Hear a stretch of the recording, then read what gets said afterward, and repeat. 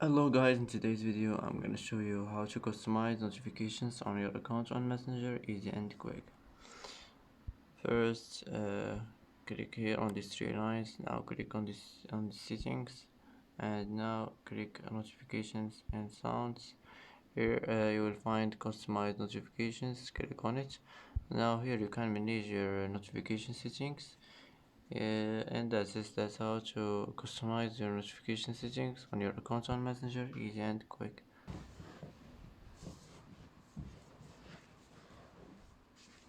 And that's it for today's video.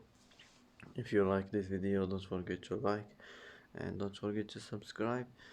I hope this video is helpful for you, and thanks for watching until the end, and see you in the next video.